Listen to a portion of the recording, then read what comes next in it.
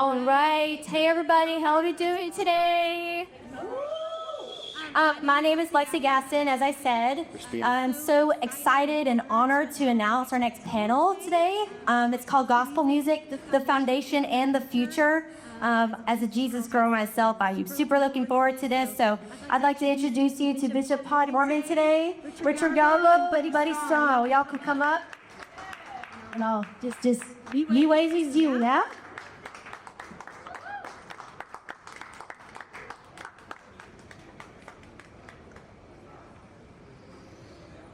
How do my horizons look? Yeah.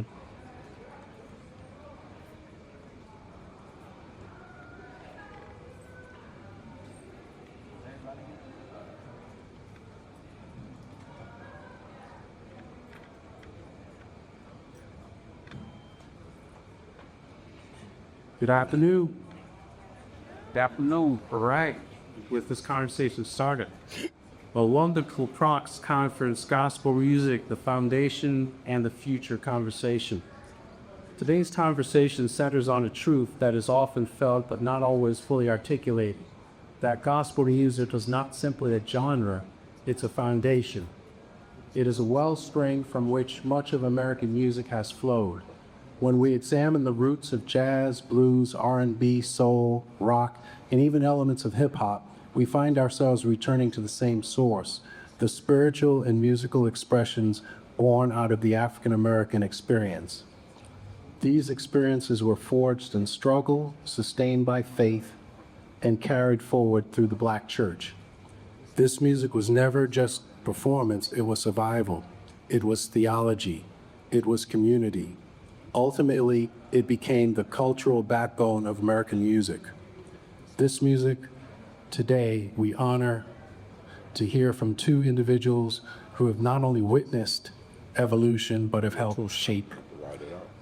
We're privileged to welcome our panelists. Bishop Paul S. Morton Sr. is a pastor, pioneer, artist, author, and the founder of the Full Gospel Baptist Church Fellowship International, whose influence has helped define modern gospel music over the past 3 decades of changing generations. He is also a multi-Stellar Award winner and the father of multi-Grammy winner P.J. Morton. Please welcome Bishop Paul S. Morton Sr. I'm just glad to be here, and of course, exciting just to be with you. You are a mover and a shaker, and I thank God for Elder Yarbough. You are powerful, powerful, powerful. And then to be on the same stage with the only one and only Buddy Strong. I mean, I don't know what to say, y'all. This is amazing. This is amazing. Yes. And to my right, Arthur Buddy Strong, with whom I've had the fortune of having a very long relationship, is an extraordinary musician. I don't need to tell you all his accomplishments and talent, whose work bridges sacred and secular spaces, including performances with Marvin Sapp, Usher, Ariana Grande, and currently the Dave Matthews Band, while remaining deeply rooted in the gospel tradition at Pilgrim Rest, thank the Lord. Brothers, it's a pleasure to be with you. Let's start this conversation. Let's begin at the foundation. I'm going to ask the first question of Bishop Morton. From your perspective, what are the true origins of gospel music in the United States, and how do spirituals, field songs, and the Black church tradition converge to form what we now recognize today?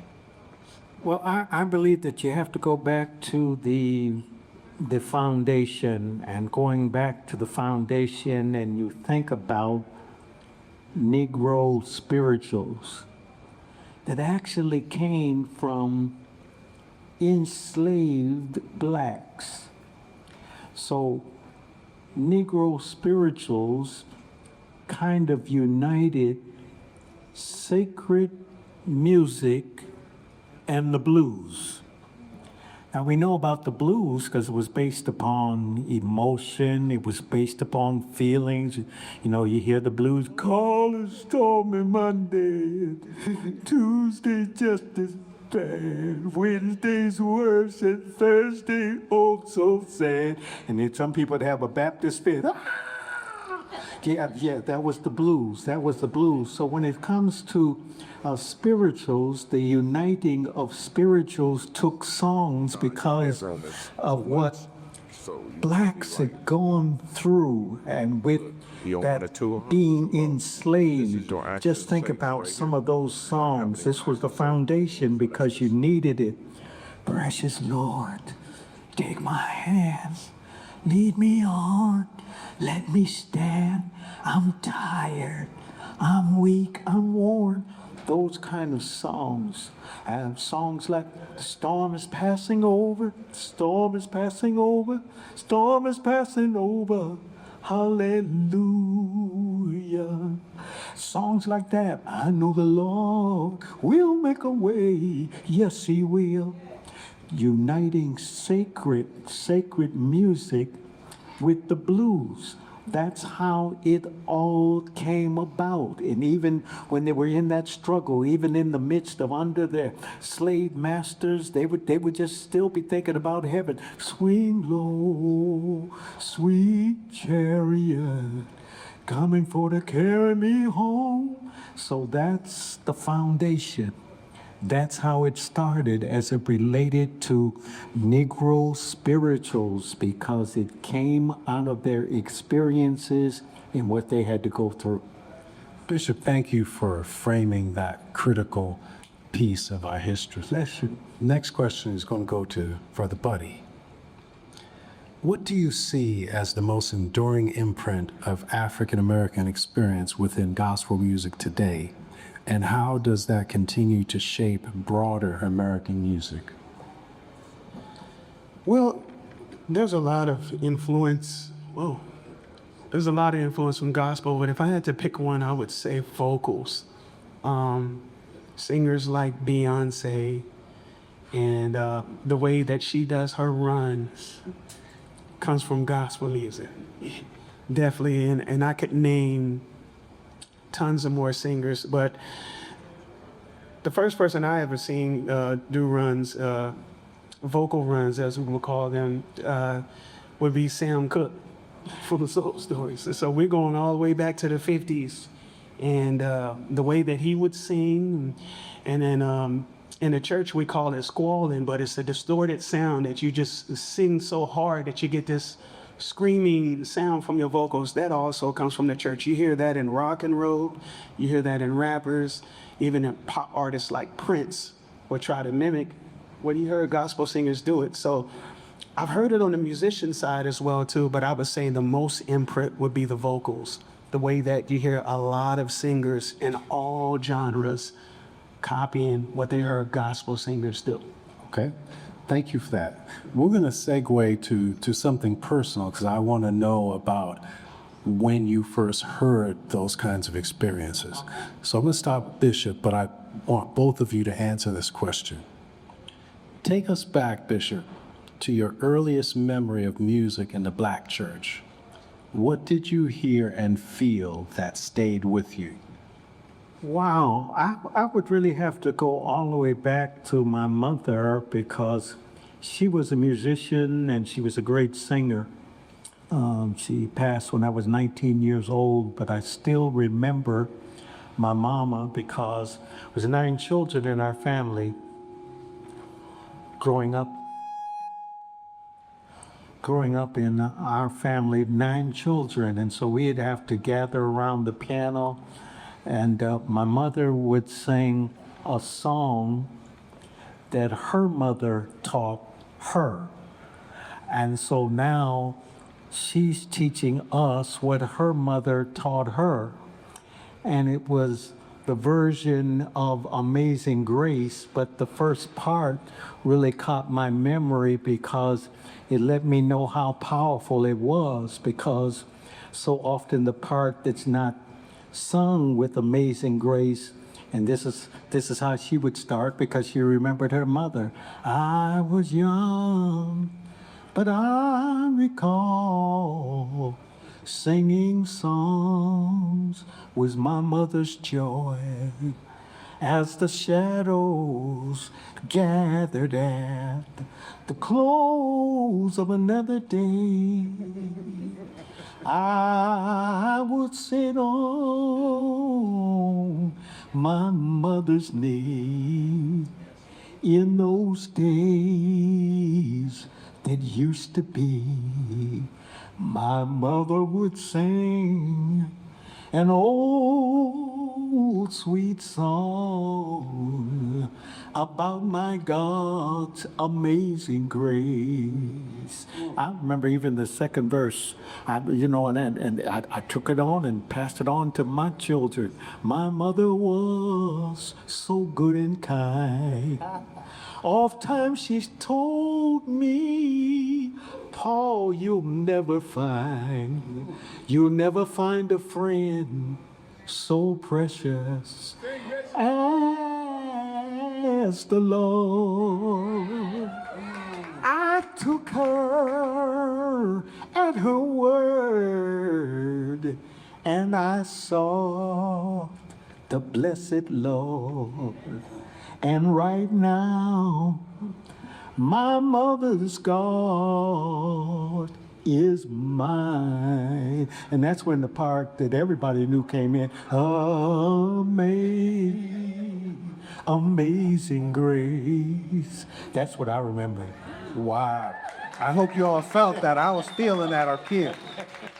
Thank you, Bishop.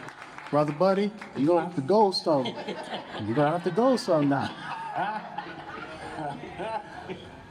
My earliest memory, I come out of an organization called the Church of God in Christ. So my earliest memory, there's very few moments in church where there's no music. However, Sunday night testimony service is what we called it. And Sunday night testimony service is unscripted. We literally pray, and then the floor is open for anybody to testify, right? But before you testify, you sing.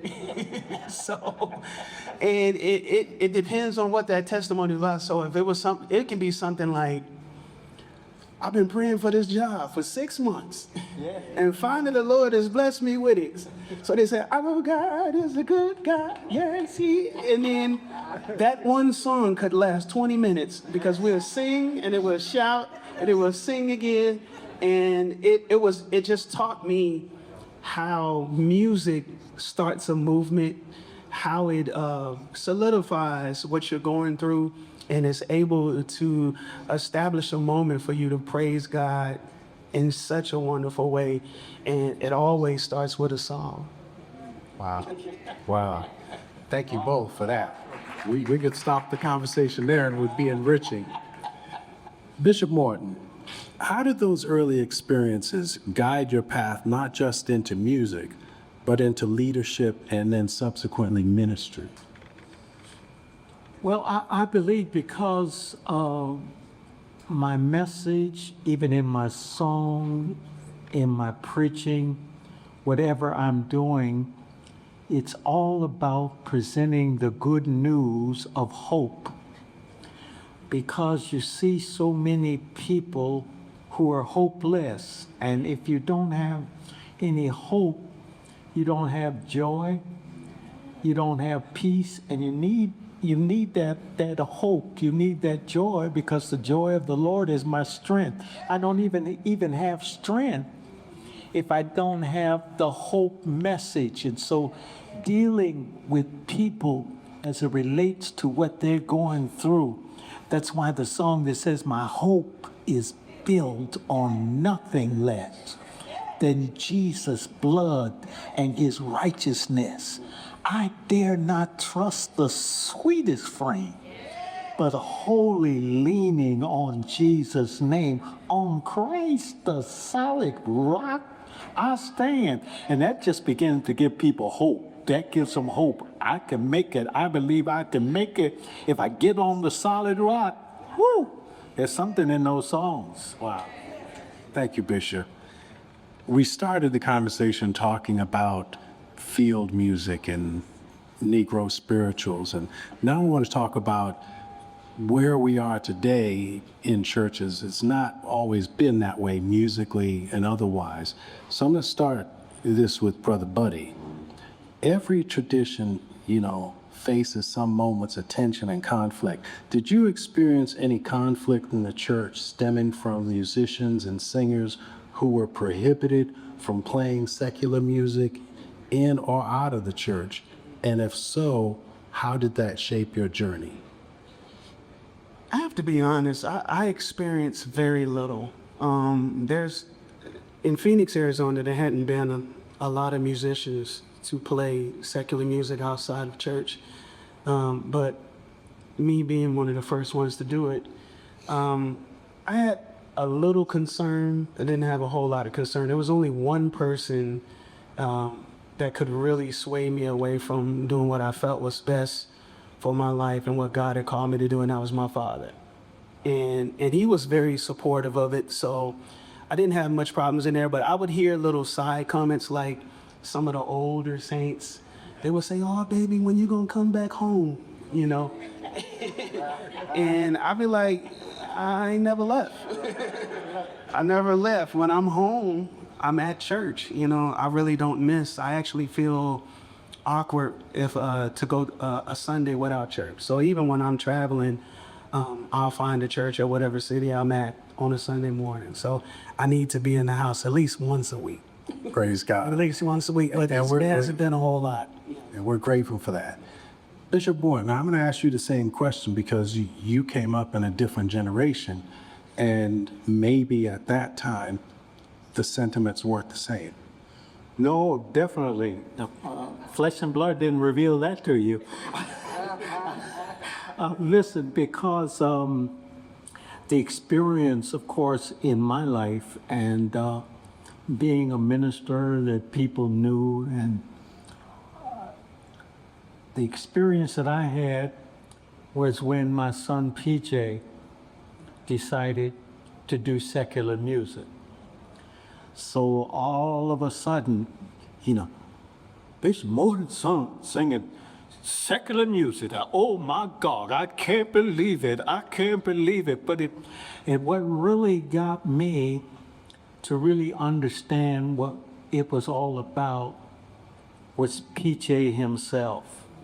Because PJ didn't come to me first because he knew where I was in ministry and ministering to the world and the impact that I was making, and he didn't want to do anything to hurt me. So what he did, he went to his mother and his oldest sister first, that this is what I really want to do, Mom. This is what I want to do, Jasmine. I want to sing secular music. Well, immediately, they went off on, you can't embarrass your daddy like that. You can't sing no secular music. You Bishop Paul Morton's son. In fact, your name is Paul Jr. And so he ran into his room, I remember it well, and he just started crying, and he was on his bed crying and said, "What did y'all do to PJ?" And I went, "PJ, what's the matter, man? What's the matter?" And he said, "Daddy, I know we haven't talked about it, but I really feel that it's what I'm supposed to do. I'm supposed to share with others even what I've been taught." And where he got me, he said, "Daddy, in the Bible, it talks about love. It talks about love in the Bible. If it talks about love in the Bible, why can't I sing about love?" Man, that got me. Because I said, "Son, you are so right." Because there's different kind of love. See, I grew up in a generation, even in the church, they're afraid to talk about love. I'm 75 years old, and I remember way back when my mother and father, they wouldn't even kiss in front of us. They was, "Oh, glory." The roots in Church of Christ too.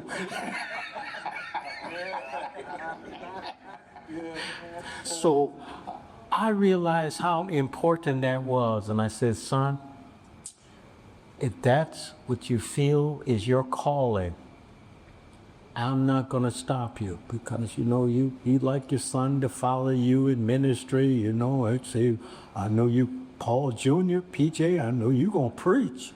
But that was not his calling, but he's preaching in a way that still impacts people because I had one request and he held on to it. I said, son, you go out there, but I expect you to do what you know to do. All I ask you to do is keep your music clean. You're going to talk about love? Keep it clean. He said, Daddy, I'll never let you down. And Grammy after Grammy, he's been all over the world. He would not disappoint his daddy. He said, no, I'm going to do what I'm supposed to do. So I believe that we can't be so holy that we don't understand, because you have to admit, and all of us, we appreciate at some point secular music. Even though we're saved, we love the Lord. I mean, even when I'm close with my wife and holding my wife, I promise you, I don't go put on a song that Jesus keep me near. Come on now. So you balance everything out. You could appreciate sacred music and you could appreciate the secular side and just make sure that even if you decide to do some of those things as it relates to gospel music now, when it comes to gospel music, don't be ashamed of Jesus. I'm not ashamed of the gospel of Jesus Christ. And so we can remember that. I think that we can enjoy and appreciate life and how life is supposed to be. And like I say, with his growing up, just almost having fun was a sin. They rebuke you for that. Don't you be smiling in church. What you smiling at? But just learning how to enjoy life is so important. Didn't mean to take that long. No. We want you to elaborate. That was good. Now I'm going to come back to you because I want to shift and talk a little bit about the movement that Bishop founded in Full Gospel and the influence that it's had.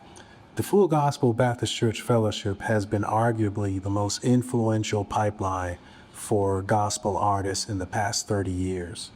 What made the Full Gospel sound so distinct and prolific? Well, it actually started out because when you think about the Full Gospel Baptist Church Fellowship,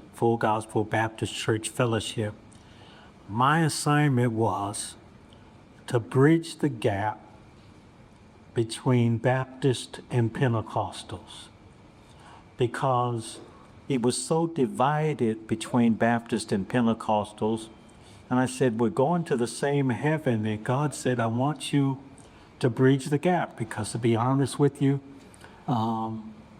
Baptists would look at Pentecostals and they would speak in tongues. Ooh, that voodoo, that's witchcraft stuff. And so they were scared of the Pentecostals. And then Pentecostals would look at Baptists and say, ooh, they ain't saved. All they do is drink and smoke and cuss. Ooh, bind the devil in Jesus' name.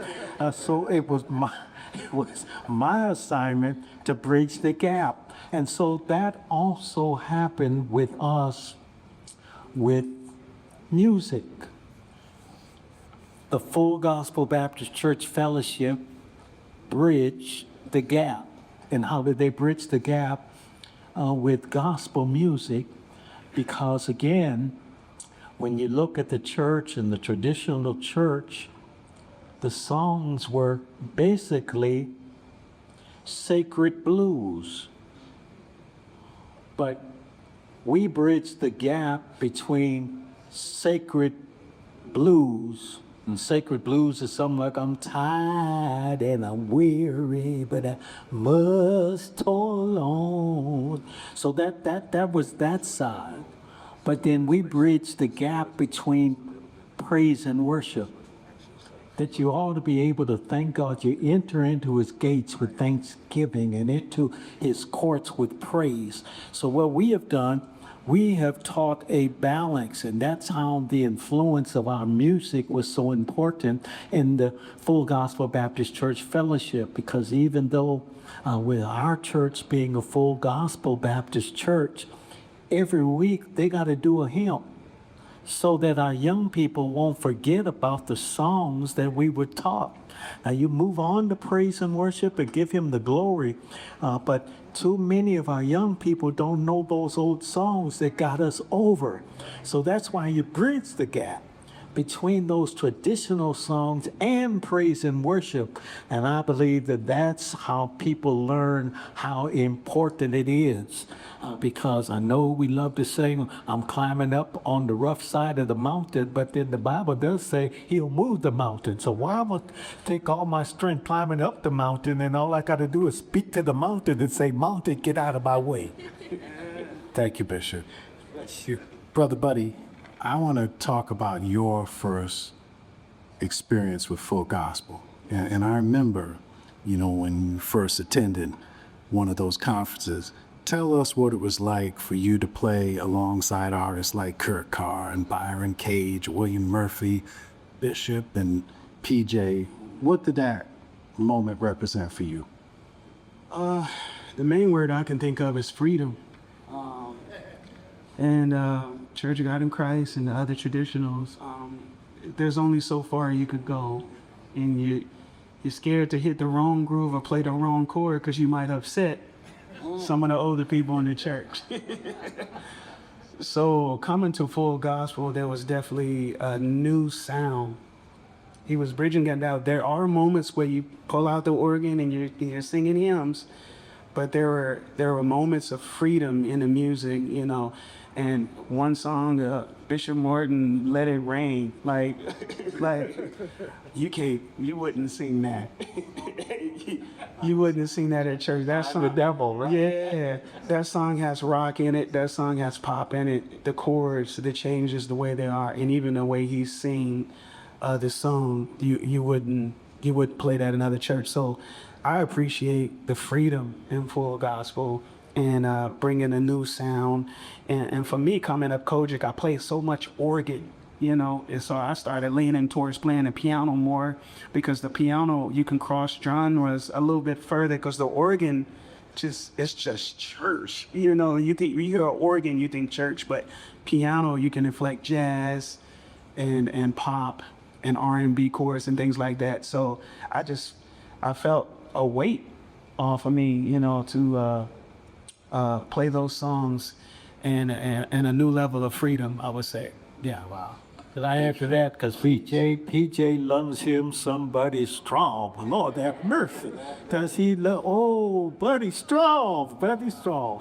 And just to have those kind of connections, I know it's important in coming and sharing and just being able, like you say, to have that kind of freedom in your music. And it's all about giving God the glory. And I believe that God loves it all. You're giving him the glory. So that's beautiful. Absolutely. There's no doubt about it. And we thank you for bringing those other experiences, back to us, because it elevated our music ministry here in Pilgrim Rest, and Pilgrim Rest influenced the entire Phoenix community as a result, because everyone wanted that sound. Yes. So, Brother Buddy, I'm going to talk about cross-genre impact right now. So I want to ask you this question. Tell us what it's like to play with Dave Matthews on Friday and then come to Pilgrim Rest and play Sunday morning. What are the key differences musically and spiritually? Well, believe it or not, there's so many similarities when it comes to music, because, I've worked with artists like Ariana Grande and Usher, and they put together a very, very perfect show. You gather the right songs and the right music, and you do that same show every night, right? The Dave Matthews Band is a different show every night, and that reminds me of church. We're not singing the same songs every night, every Sunday and every night. And then also, we won't sing the songs or perform the songs the exact same way. You know, when we get to this section, somebody might hit one different note, and then that takes the music to a completely different direction than we were going to go. In church, we call it flowing. We call it flowing, and in the Dave Matthews Band, we call it jamming. You know, we just gonna jam right here, you solo, and we always say, let's see what happens, you know? So the only difference that I would say is the more so the spiritual side of it, you know. In the Dave Matthews Band, we're singing about love, we're singing about survival, we're singing about good times, happy times. In church, we're singing about those same things, but it's centered around Jesus. So about what he did for us, who he is, and how he affects our lives. But in Dave Matthews Band, it's without the Jesus component, but it's the same. We are a community. Let's love on each other. Let's build each other. Let's help each other. It's the same sentence, but it's not centered in Jesus. But the musical aspect of it, the only thing that I would say is it's driven by the acoustic guitar. And recently, maybe now 15, 20 years ago, gospel artists like Israel Houghton, which I work with on several occasions, he plays from an acoustic guitar. Church was mostly piano and organ, but now church has acoustic guitar too as well. So there's so many similarities, you know. But the spiritual side is a part that's different for me. Okay, thank you for that. I want to sort of ask a follow-up question. Either one of you can take this. How do you feel that your gospel roots have helped you to transition and flow back and forth into secular music or other genres in general? The most important component is your ear.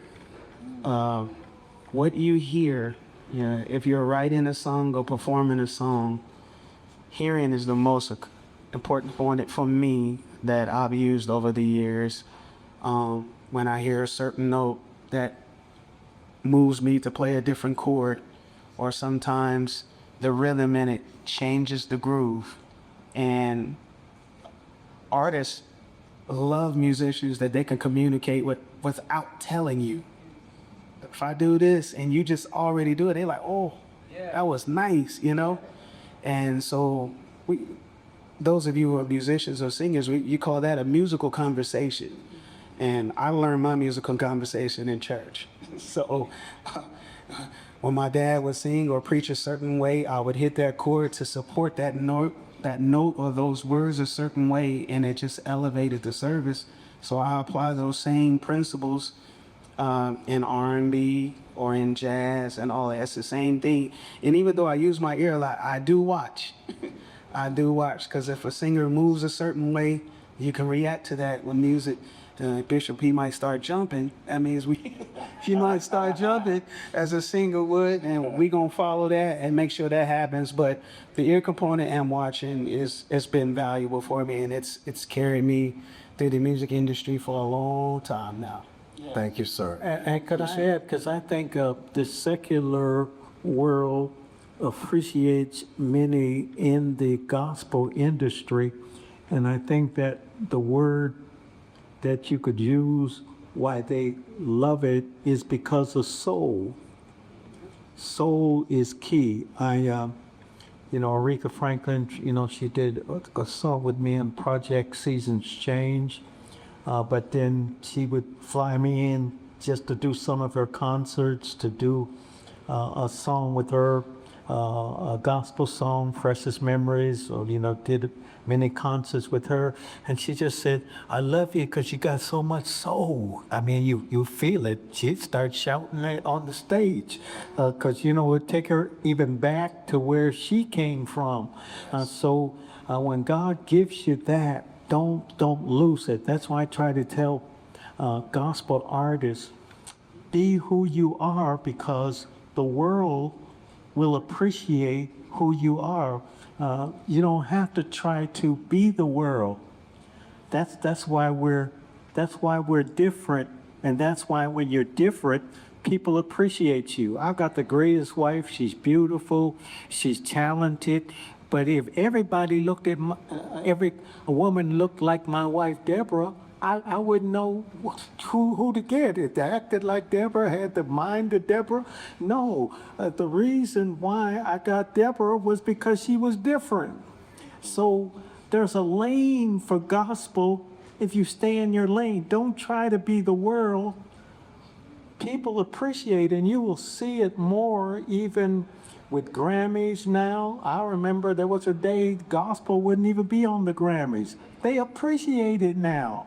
They realize that this was something that was missing in what they're doing, because everybody, I don't care who you are, everybody, secular, gospel, whoever you are, you need something that can minister to you. And that's what ministry is about. It's about meeting a need. So meeting that need, if it's the gospel that is doing it, be proud of that. Be proud of that. But sometimes we put ourselves down and we feel as though even making a gospel record and you want to make a hit that, well, I want this hit, so I got to leave Jesus out. I'm not leaving Jesus out just to try to get a hit, because the only reason I have a voice to even halfway make a hit is because of him. So why wouldn't I honor him in my song? So the world appreciates what they have, and if we appreciate what we have, and that's why we got it. I'm telling you, the world loves it. You go, I don't care what kind of celebration that they're having. If somebody hits one of them good gospel songs, they're all up waving because they like that. They love that. They love that. So I think we just have to appreciate who we are, and that's how it really, really works. Wonderful, wonderful. That's a good segue to my next question, Bishop. Because as you know, you have had many collaborations, and even here at this school, it encompasses all elements of music. And what was your vision behind collaborations like those with Tehillah Music Group? And how did they expand gospel's reach in your estimation? Well, you know, that was something that was very, very important to me, because when God gave me the vision for the record company, Tehillah Music Group, I wanted to be able to help others, to be the conduit to get them to the next level.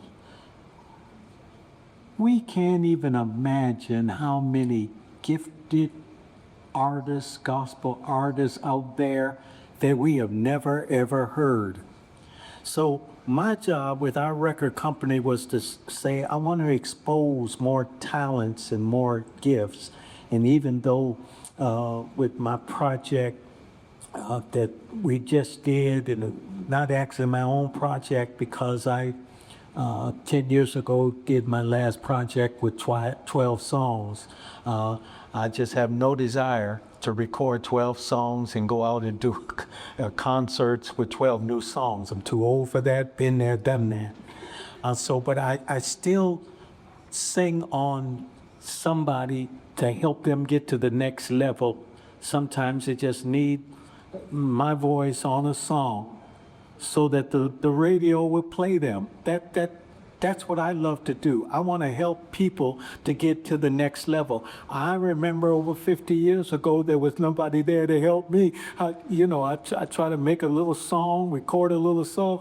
Why don't they play my song? Why don't they play my song? But then when God opened up that door for somebody to help me, Thomas Whitfield, he heard me in the gospel industry. He said, hey, I got to record you.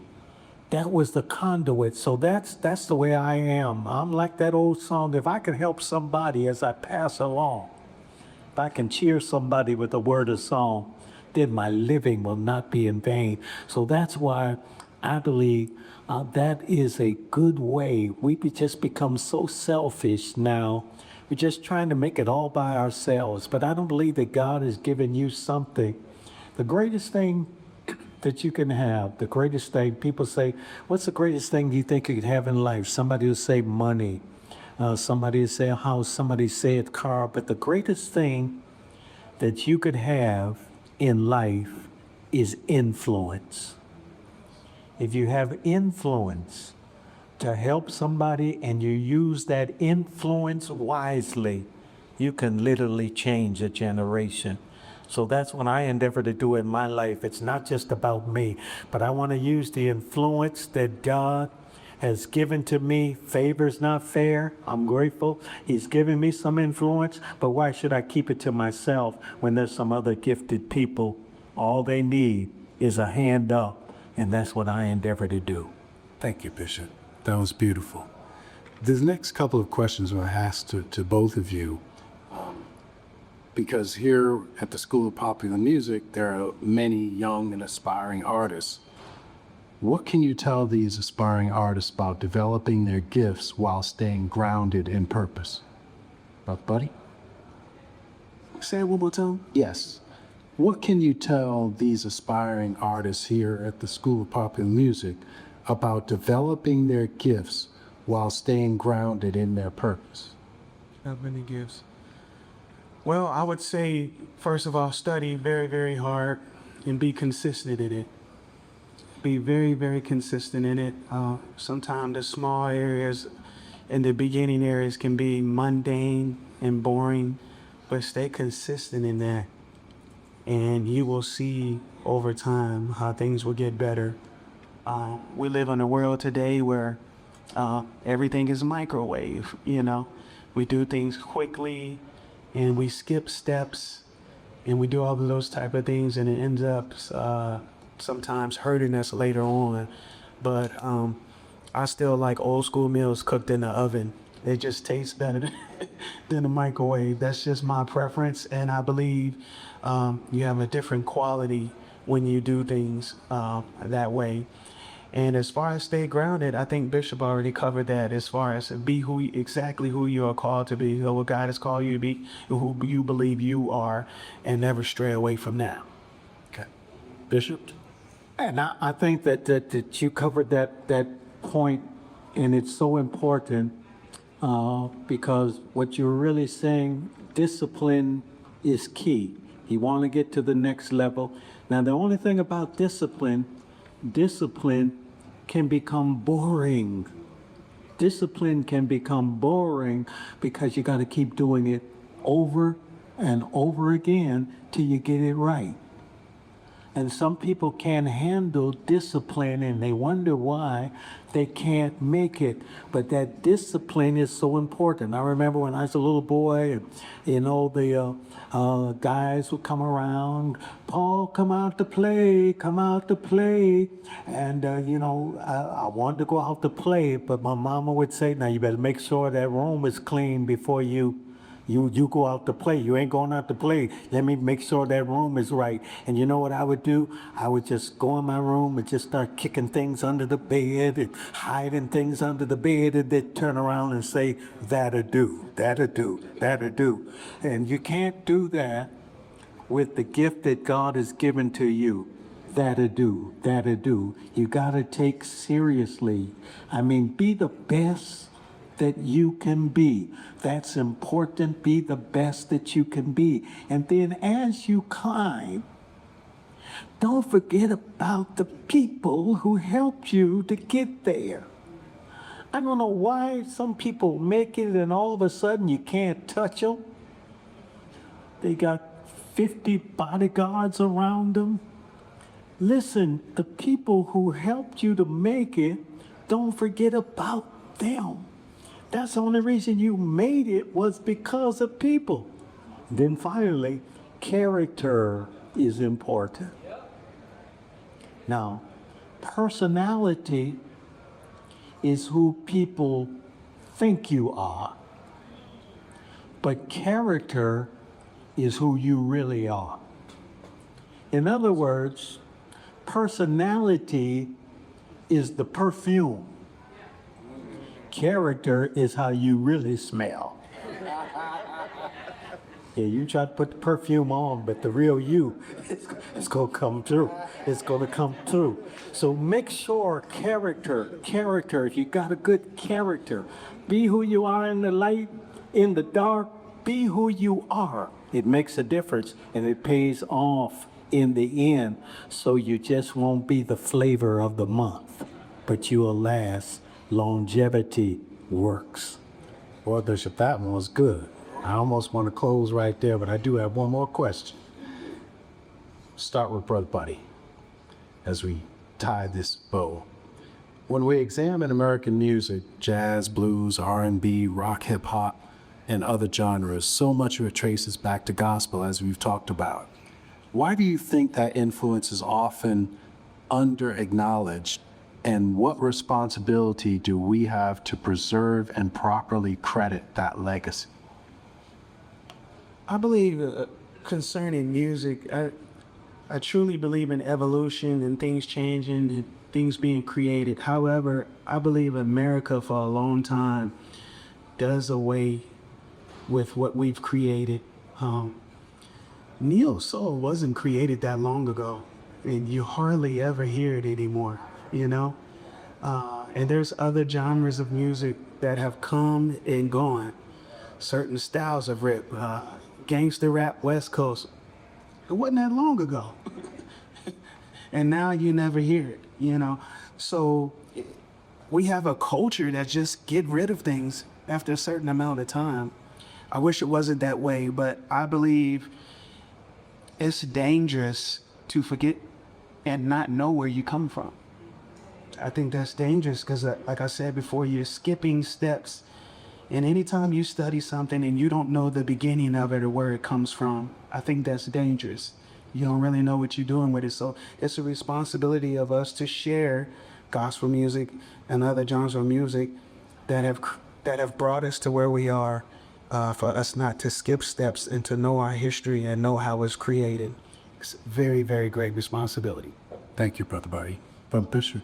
And I think with that question, because I really believe that people now are acknowledging gospel music more than they ever had, that they appreciate it more now than they used to. Like I say, we weren't on Grammys, we weren't involved in different things that they were doing, BET awards, but all of that now because they appreciate what we're doing. So it's really not them. Many times it's us, because if you don't like you, then you got a problem. Because if you're trying to be somebody else, just be who you are. And that's the problem with a whole lot of people you don't recognize. In the gospel industry, they don't really recognize who they are. One of my favorite shows growing up was Andy Griffith. And I love Andy Griffith, but my favorite character in the Andy Griffith show was Don Knotts, Barney. And Barney would just keep me laughing. You know, Barney with his gutless self, sheriff, deputy sheriff, would keep me laughing. But he quit before the series was finished. And the reason why he quit was he said, I don't just want people to look at me laughing, and I make people laugh, making people laugh. And so he got out and he tried to do some serious parts, but it wasn't really his gift. I mean, he made the Andy Griffith Show, but because he thought, no, I got to do something else, be something else, instead of, hey, enjoy what you have, appreciate what you have. And that's what I'm trying to tell people about your music. Enjoy what you're doing, do it the best that you can. And I'm telling you, that's what makes the difference. So knowing who you are, loving who you are, appreciating who you are, being who you are, not being somebody else. That somebody else is already somebody else. So why should that somebody else take what you got? You appreciate what you have and be the somebody that God has made unique, special, different. You're unique, special, and different. Find who you are, work on who you are, develop who you are, and then others will appreciate you for your uniqueness. Wonderful. Thank you. Thank you so much. As we conclude, what we've heard today affirms something that scholars, musicians, and communities have long understood. Gospel music is not simply a category, it's a cornerstone.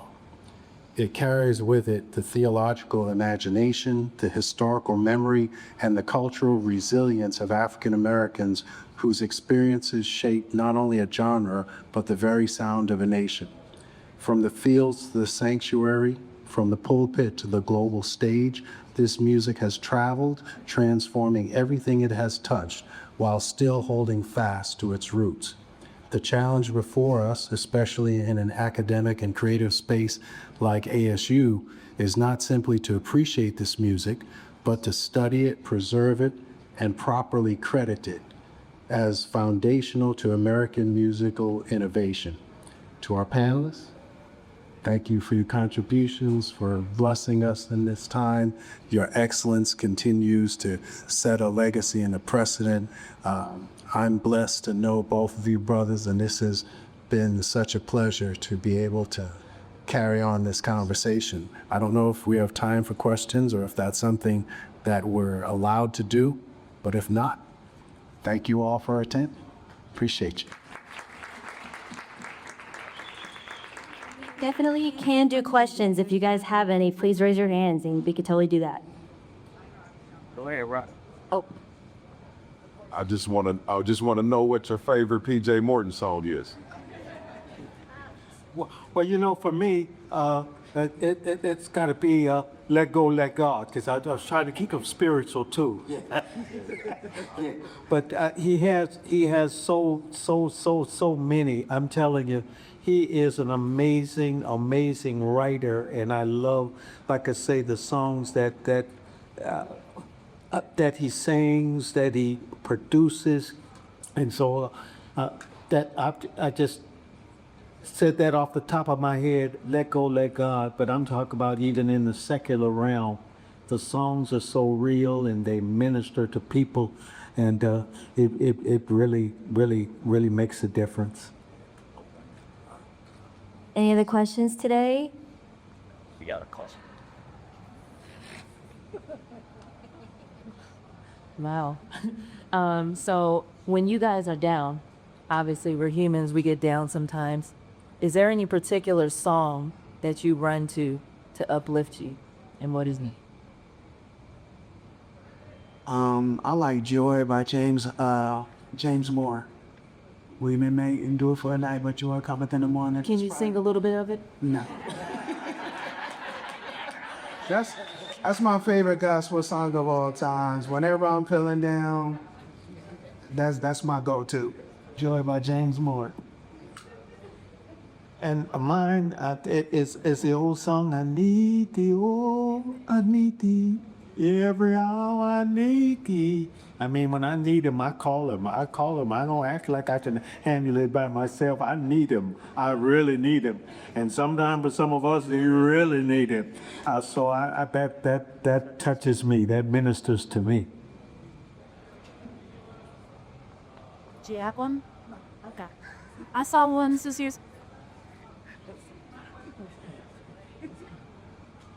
Do you do any writing? And when you do, what is your genre of music? And how often do you have time to, like, write songs? I haven't been writing a lot lately. That's actually something that I need to get back into a whole lot. But I have written gospel songs. I have written some R&B, but mostly gospel has been it. But it's something that I really need to get back into for myself and other artists, for sure. Amazing. I think we have time for one more question. This one over here. Gotcha. Hi. So, being in church, we also have events outside of church. How often are you invited to bring your gospel music into a secular room? And do you accept the invitation when you are invited to bring your music outside the four walls? I definitely do mine. I definitely, it's based on the schedule for me, whether I have time to do it, but if I have time to do it, I definitely bring my skills of gospel and every other genre that I have, and I love to share, for sure. Do I get a chance to do it, to go into the secular realm and do what I do? I'm at Arizona State University. Yes, indeed. Thank God for every door that He opens. I appreciate it so much. And it's just good to be here. This is exciting. I love it. Awesome. Well, y'all, I'm so grateful. Thanks for being here. Bringing the gospel to ASU today. I'm so grateful. Next, we have Built to Last with Isabella. So stick around for that, the next panel. But thanks, y'all, for being here, and we're so excited.